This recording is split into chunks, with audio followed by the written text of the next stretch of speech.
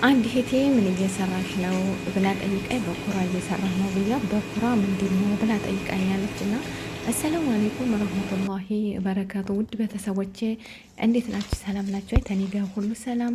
እሺ በኩራ ማለት እንግዲህ ታክልቶች ነው እንግዲህ ሽንኩርት፣ ቃሪያ፣ ካሮት እንዲሁም ደግሞ የእነሱ በግዱንስ ነው የሚባለው ነገር ብቻ ታታክልት ነው። ከታተፍኩና ተዚያ ቦካሁት የሽምብራ ዱቄት ነው። የሽምብራ ዱቄት ነው። እዚህ ጋ እንግዲህ ይሄን ዱቄት ያረኩት የሽምብራ ዱቄት ነው። ሌላው ግን አታክልት ነው። ትልቁ ቃሪያ የማይፋጀው ሽንኩርት፣ የእነሱ በግዱንስ እንዲሁም ደግሞ ሽንኩርት የመሳሰሉትን ቲማቲም፣ ድንች አይ አታክልት ነው በአጠቃላይ ማለት ነው።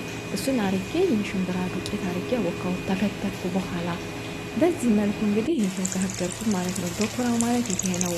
እህቴ እንግዲህ በኩራ ምንድን ነው ብላ ስለጠየቀች ነው። አንዳንዶቻቸው ያው አመዳብ ቤት ሁል ጊዜ አይሰራም ማለት ነው ሌላ ቤት እና እህቴ ይሄን ይመስላል። በዚህ መልኩ በኩራ ማለት ይሄ ነው ማለት ነው።